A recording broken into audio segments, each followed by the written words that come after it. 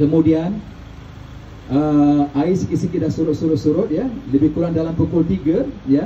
Jadi air dah paras pinggang ya. Tadi air tinggi paras pinggang sudah. Waktu itu saya berfikir ini kawasan ini tak selamat dah, kita kena pergi tempat yang jauh lagi dari sini. Saya berfikir waktu itu kawasan kampung saya 1 jam dari bandar, kawasan itu selamat ya. Jadi saya cakap kita akan pergi ke sana. Tadi nak naik senang macam ada air, senang kan, nak turun tak tahu nak turun macam mana ya. Jadi kata mak, dekat rumah kita ada tangga, kata mak, cuba tengok masih ada tak ya. Jadi kemudian kakak yang tuan rumah tu, kakak tu, Ibu Abis nama dia, kakak tu kata dia panggil saya Ijal, Mujibur Rizal panggil Ijal ya. Ijal, tadi kakak masa naik kapal, kakak bawa 1 beg duit ya, dengan perhiasan, tapi beg tu jatuh tak tahu mana, kata dia kan. Jadi saya pun panjat ke atas bumbung rumah tingkat 2 tu, saya jalan di atas siling, tiba siling tu pecah, saya pun jatuh tingkat 2. Setempat saya jatuh tu, nampak beg duit dia, duit tu dah basah dah. Saya bagi kat dia ya. Ini kisah ghanimah lah maksudnya, saya bagi balik kat dia. Kemudian saya pun ambil tangga, Masya Allah rumah saya tak rubuh rupanya, sedangkan rumah lain habis. Rumah saya tak rubuh, saya ambil tangga tu letak di tingkat 2 untuk turun. Kemudian saya masuk ke rumah saya di sebelah, memang cermin pecah lah. Masuk dalam keadaan sampah serapas kemudian banyak lumpur-lumpur dan ikan-ikan sebesar saya ada dalam rumah. Saya masuk, kemudian kat dapur ada seorang makcik, selamatlah rumah saya sedang berenang-berenang dalam lumpur tu ya. Kemudian kita selamatkan semuanya, kita pun kena pergi dari situ. Maka waktu itu kami pun seramai 50 orang tu kita konvoi jalan dalam keadaan tak nampak jalan, air segini ya, lumpur-lumpur, kiri kanan mayat, mayat. Kemudian nampak orang yang patah, pecah kepala dan sebagainya. Tolong. Waktu itulah gambaran padang mahsyar. Tidak seorang pun nak pergi tolong mana, nak kuburkan dekat mana, nak buat macam mana ya kan. Jadi masing-masing nak selamatkan diri masing-masing sebab takut datang air lagi ya kan. Dan waktu itu saya tengok langit, seolah-olah langit sedang menangis, sedang sendu. Setelah ada berlaku satu peristiwa besar, perang yang besar di muka bumi waktu itu, yang telah mengambil mangsa hampir 300,000 orang waktu itu. Jadi kami berjalan-jalan, saya tengok seorang pemuda ya, dengan mayat ayah dia, tak tahu nak bawa ke mana. Dia ambil mayat tu, dia letak di atas katil ya, di atas tilam, dia heret di atas air tu ya. Panjat dengan sampah sampai ke tengah bandar, gempa lagi tengah bandar tu. Kemudian kami pun pergi ke tempat hospital kerajaan kena tsunami. Hospital askar tak kena. Kita berkumpul situ, nurse banyak yang meninggal, doktor banyak meninggal, mayat dah bertimbun dah ya.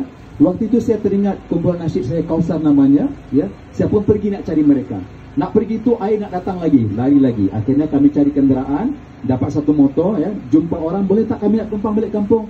Tak ada minyak tak boleh pam katanya, blackout elektrik. Kemudian boleh tak ketumpang kami? Tak boleh, kami nak cari keluarga kami. Mereka yang selamat. Saya pun pecut dengan motor sampai ke kampung, beritahu nenek dengan pakcik, kami selamat semua, nenek kami selamat semua, boleh tak kami nak pinjam van? Kata pakcik, van ada, ambil, tapi tak ada minyak, kata dia. Tak boleh, blackout semua kan. Jadi kemudian kami jalan-jalan cari kenderaan, minyak motor kami pun habis. Jumpa seorang budak besar adik tu, nak cari apa bang? Dia tak tahu peristiwa tsunami tu. Ada tak van dekat dalam? Ada bang dekat dalam. Saya cari. Kemudian dengan van itulah saya pergi ke bandar ya, dengan jiran-jiran ya. Kemudian satu simpang itu 30 orang tak tahu macam mana sumbat dalam van tu, balik ke kampung. Sampai pukul 11 malam di kampung ya, basuh semua baju, baru kita qada solat yang tinggal tadi. Besok pagi subuh gempa lagi. Hari kedua saya pun mencari kawan-kawan saudara mara yang ada.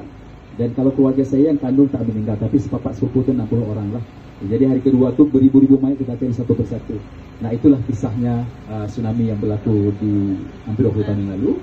Dan setelah itu Aceh telah dibangun kembali dengan izin Allah, berkat bantuan dari berbagai bangsa-bangsa dunia. Ada 54 negara yang membantu, 200 lebih NGO, termasuk Malaysia pun sangat yang membantu. Hari keempat, handphone tak boleh guna, saya pergi ke pejabat Menteri Besar, saya telefon kawan-kawan di Malaysia, saya selamat, saya cakap saya bersabar datang. Waktu itulah dari kawan-kawan diberikan maklumat terkait dengan Malaysia hantar berbagai bantuan yang awal ya.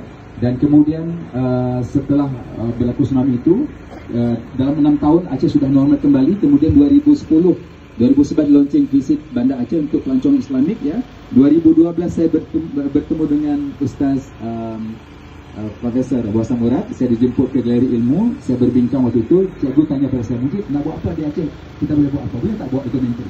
Saya presentation semuanya, kata cikgu, kita buat dokumenter di Aceh. Ini proposal. Cuba tunjuk ke Aceh untuk di-support ketika syuting di Aceh. Saya pun bawa balik proposal tu, bagi tahu dengan jabatan kementerian sebagainya, kita tak ada dana katanya. Setahun tak jadi program tu. 2013 cikgu telefon saya, Mujib, kita confirm buat dokumentari di Aceh dengan semua dari galeri ilmu, ya. Semua 3 syarat. Yang pertama, uruskan izin-izin segala macamnya. Yang kedua, Mujib bantu untuk skrip. Yang ketiga, Mujib handle full dari semua sampai akhir. Saya bersetuju. Dikirim tim yang awal, orang Ricky dan sebagainya. Kemudian sebulan berikutnya dikirim satu live concert waktu itu. Selama 11 hari syuting, termasuk Salam Muslim per Inggris sekali. Dan Alhamdulillah dokumentari Aceh, Hikmah Tsunami Aceh terpilih sebagai dokumentari terbaik di Malaysia waktu itu, terbitan Lekonsal, dan menjadi acuan untuk semua dokumentari yang ada kemudian di Malaysia, dan ditayangkan beratus kali di Astro Oasis waktu itu.